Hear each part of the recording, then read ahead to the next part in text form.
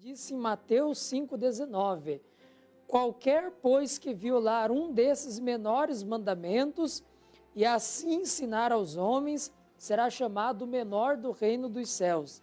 Aquele, porém, que cumprir e ensinar, será chamado grande no reino dos céus. Pois bem, Jesus disse que todos os mandamentos são importantíssimos, são de vital importância para nós. Você não pode considerar nenhum trecho das Escrituras mais, vamos dizer assim, importante do que o outro. Não, todos eles foram deixados pelo Espírito Santo de Deus para o nosso auxílio, para a nossa ajuda. Tanto o Antigo Testamento quanto o Novo Testamento, os mandamentos, as orientações, por menores que elas pareçam ser, nos ajudarão, nos beneficiarão. E a pessoa que omitir os ensinos, a pessoa que desprezar os menores ensinos, é considerado menor do reino dos céus. Agora, aquele que dá a devida honra, aquele que preza como deve ser prezada a palavra de Deus, essa pessoa é chamada grande no reino celestial. Aqui em 1 Samuel, capítulo 17, versículo 12, a palavra de Deus prossegue no nosso estudo, dizendo assim: e Davi era filho de um homem efrateu, de Belém de Judá, cujo nome era Jessé, que tinha 8 filhos, e nos dias de Saul era este homem já velho e adiantado na idade entre os homens. É aqui que Davi entra em cena. Nós já vimos que os israelitas com os filisteus estavam em guerra, os seus exércitos se acamparam um em oposição ao outro. Do meio das fileiras dos guerreiros filisteus surgiu Golias, e a Bíblia dá ali as especificações daquele homem, toda a habilidade, todas as armas que ele usava para a batalha. Nós já vimos o desafio que o Golias lançou diante do povo de Deus, dizendo que se Israel prevalecesse, os filisteus seriam servos tributários, mas se Israel perdesse, o contrário aconteceria. E agora quem entra em cena é o personagem mais importante da história, o jovenzinho Davi. A Bíblia diz que ele era filho de Jessé, eles moravam em Belém, e ele era o 8º filho de Jessé, o caçula, o mais novo da casa. A informação que me chama a atenção é que no versículo 12 diz que o pai de Davi já era velho e avançado em idade. Tanto é que a palavra de Deus fala pouco sobre ele. Era um ancião já, experimentado na vida. O que me vem ao coração como lição é que quando chegar a fase da velhice, para mim, para você, isso acontece com todos, ninguém pode fugir dessa etapa, a não ser que a pessoa venha a partir antes do tempo, mas quando chegar a fase da velhice, tenha certeza que o Senhor não deixa você desamparado. O Jessé servia o Deus de Abraão, dos seus antepassados, de Isaac, de Jacó. Por conta disso, agora que veio a velhice, ele não foi desamparado pelo Senhor. Você pode até observar posteriormente que logo depois que Davi derrotou o gigante Golias, a família dele foi isenta de impostos. Imagine que grande não foi essa bênção que eles receberam. Se acontecesse isso atualmente, aqui no nosso país, no Brasil, você não precisasse mais pagar imposto. Você ficaria muito feliz, muito alegre, porque em tudo que a gente compra, o imposto já está embutido. Desde uma bala até eletrodomésticos, carros, que são impostos altíssimos, você paga por isso. Agora, se você não precisasse pagar imposto, eu garanto que você daria uma guinada, um salto na vida financeira. Não precisaria nem ganhar na loteria, como alguns dizem, para você ser bem-sucedido. Mas a sua vida já daria um upgrade. Pois bem, o que o Senhor vem falar ao seu coração é que Ele não deixará você desamparado na sua velhice. Quem sabe eu falo aqui com pessoas que estão lutando por uma aposentadoria. Eu quero orar para que Deus lhe abençoe, para que Deus abençoe mesmo o poder judiciário e você receba aquilo que é seu por direito. Um dia desses eu vi a história de um senhor de 70 anos de idade que teve que emprestar dinheiro de um banco e para cobrir o furo emprestou de um segundo banco e depois para cobrir o segundo furo de um terceiro banco. Enfim, ele ficou com a dívida de quase 200 mil, com 70 anos de idade, quando era para a pessoa gozar dos privilégios que conquistou ao longo da vida. Ele estava agora preocupado, sem dormir, porque uma pessoa que está endividada não consegue dormir. Uma vez eu vi uma frase que as promessas fazem dívidas, as dívidas fazem promessas, mas as promessas nunca pagam as dívidas. Outra frase eu também ouvi, que a melhor cama para dormir é do endividado. Ela está fofa, de tanto que ele se vira de um lado para o outro e não consegue descansar. Então, imagina uma pessoa com 70 anos de idade que agora tem essa dívida alta. Não é isso que o Senhor espera para você, meu amigo, minha amiga. O que Ele espera é que na velhice você já possa ter entesourado para os seus filhos, para os seus netos, e então viver em regalias. Aqui no Salmo 71, versículo 19, quem escreveu foi o próprio Davi. Ele estava aqui já avançado em idade, e ele diz no versículo 18, perdoe-me, é o versículo 18: agora também, quando estou velho e de cabelos brancos, não me desampares, ó Deus, até que tenha anunciado a tua força a esta geração e teu poder a todos os vindouros. Essa tem que ser a sua oração. Agora que veio a velhice, que surgiram os cabelos brancos da experiência, da sabedoria, que surgiram as cãs, não me desampare, Senhor, mas que eu seja forte, viçoso e que eu tenha condições de anunciar a essa geração o teu poder, a tua palavra, deixar um legado, deixar bons exemplos. E a nossa geração, mais do que qualquer outra, tem precisado muito de referências. Então, na velhice, a primeira lição é que o Senhor não te desampara. O Jessé, pai de Davi, era avançado em idade e Deus o honrou de sobremaneira que ele já não precisava mais pagar impostos. É o que o Senhor quer fazer com você também, lhe dar segurança nos derradeiros dias da sua vida aqui nessa terra. Aí diz o versículo 13, foram os 3 filhos mais velhos de Jessé e seguiram a Saul para a guerra. E eram os nomes de seus 3 filhos que foram à guerra: Eliabe, o primeiro, o segundo, Abinadab, e o terceiro, Samá. O que me vem ao coração aqui é que desde que Israel se tornou uma monarquia, governado por um rei, haviam diretrizes, regras que precisavam ser cumpridas.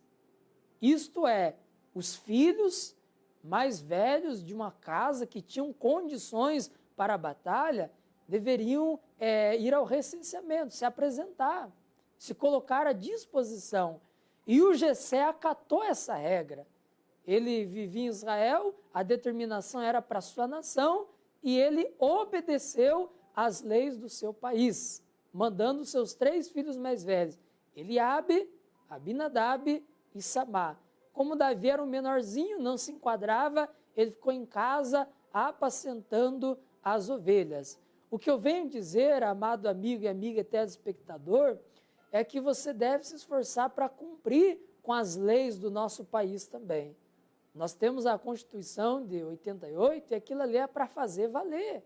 Cada país tem a sua, tem as suas orientações, as suas regras. Não é porque você é de Deus e segue a lei dele que você vai agora atropelar a lei dos homens.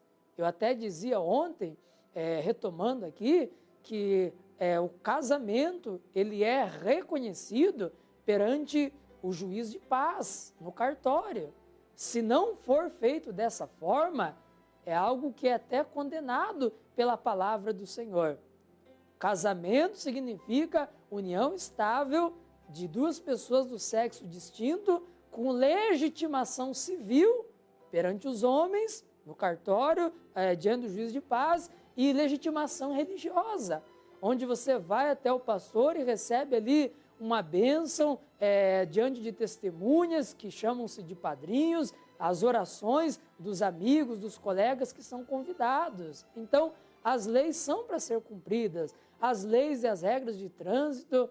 Como pode uma pessoa se dizer cristã e ela dirigir para lá e para cá sem a carteira de habilitação? Você está dando mau testemunho. Ou você infringe as leis, as regras de velocidade. Não, nada disso. Onde você trabalha, tem ali as demandas. O cristão tem que ser exemplar em tudo. Ele deve sim obedecer. Ou talvez até no quesito de sonegar impostos. Quantas não são as pessoas que não querem, ser alvos do leão, que todo ano o leão vem, devora um pouquinho, é o imposto de renda que você tem que pagar, e aí você não quer ser um pouco devorado e você sonega os seus impostos ao Estado. Está errado. Quem tem uma empresa e você é cristão, você vai agora negar, oferecer a nota fiscal aos clientes? Está errado. A pessoa que serve a Deus, ela cumpre com as leis dos homens.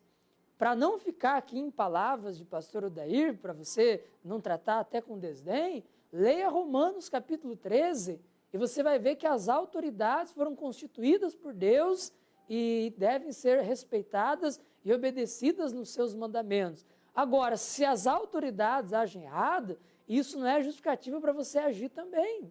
O que você deve fazer é orar por elas, interceder para que elas tomem as melhores decisões que refletem, obviamente, no bem-estar de toda a sociedade. Então, a segunda lição é essa. O Jessé cumpria com as regras, com as leis, ele não escondeu os filhos dele, mas era para ir para a guerra, ele enviou, então, os seus rebentos, a sua prole, os seus meninos. Aí, continuando aqui no versículo 14. E Davi era o menor, o filho mais novo, e os 3 maiores seguiram Saul. Davi, porém, ia e voltava de Saul para apacentar as ovelhas de seu pai em Belém. Belém significa casa de pão. Davi era o menor, ficava cuidando das ovelhas do seu pai. Ali ele compôs salmos, ele aprendeu a tocar instrumentos. Ali, cuidando das ovelhas do pai, ele desenvolvia uma comunhão com o Senhor, a ponto de ser chamado homem segundo o coração de Deus. Em uma casa, em uma família, há vasos de honra e vasos de desonra. O Davi, no meio dos seus irmãos, sobressaiu como esse vaso de honra, que se consagrava, que se preparava para posteriormente ser um instrumento nas mãos de Deus, o rei de toda a nação, para posteriormente vir a impactar o mundo com a história de vida que ele teve. Você pode fazer a diferença na sua casa. Se você está me assistindo e ouvindo a palavra de Deus, é porque o Senhor te escolheu. O apóstolo Paulo diz, em uma casa tem vasos de honra e vasos de desonra, vasos de prata, vasos de madeira, vasos de barro e vasos de ouro. Ele usou 4 materiais para descrever isso. Significa que hoje nós temos 4 personalidades. A psicologia identifica em cada ser humano 4 personalidades. Tem aquele que é sanguíneo, tem o colérico, tem o fleumático, o melancólico. Essas são as 4 personalidades que tem. Não importa qual seja a sua personalidade, Deus quer usar você dentro dela. Não precisa você agora querer imitar os outros. Não. Para você ser usado por Deus, você não tem que copiar quem quer que seja. Nada disso. Você deve imitar somente Jesus e Ele usará você dentro da sua personalidade. Você não é uma pessoa tão desinibida, extrovertida. Talvez você seja uma pessoa introvertida e quieta. É dessa maneira que Deus quer usar. Tem até um livro aí publicado, O Poder dos Quietos, que fala sobre a capacidade que os quietos têm de influenciar também. Então, essa é a terceira lição que me vem ao coração. Deus usa você dentro da sua personalidade. Se Ele escolheu você, é para você ser uma bênção nas mãos dEle. É para você ser um vaso de honra, em nome de Jesus. Deixe-me orar agora. Pai, eu oro agora por todos os amigos e amigas telespectadores. Nós estamos já na 4ª lição desse estudo, falando sobre a série Davi derrota o gigante Golias. Eu creio que o Senhor está nos abrindo entendimento, nos dando lições valiosas. Tudo que eu estou falando aqui é importante, ó Pai, pois os menores mandamentos, Jesus disse, quem ensina eles é grande no reino dos céus. Agora, quem despreza, quem faz pouco caso, este é o menor do reino dos céus.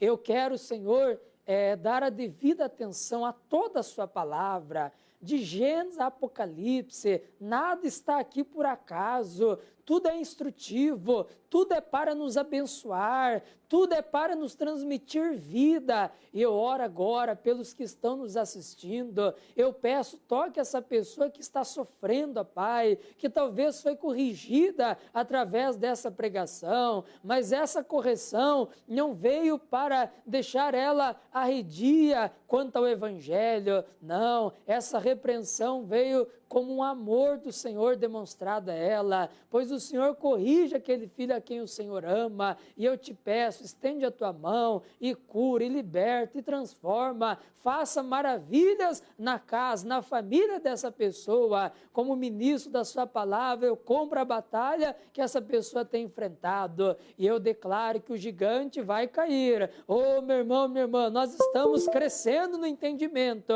e vai chegar a hora que você verá o inimigo caído ao chão, você cortará a cabeça dele, acabará com a autoridade dele, e ele já não poderá mais lhe oprimir. É o gigante da dívida, é o gigante do ódio, da mágoa, é o gigante da doença, é o gigante, ó Pai, das drogas, do vício. Eles cairão por terra, e isso para o teu louvor. Eu digo, Satanás, vai embora dos caminhos dessa pessoa com tudo que é seu. Pai, eu te agradeço, eu te louvo, porque creio que operando o Senhor, ninguém há de impedir. Amém e graças a Deus. Muito bem.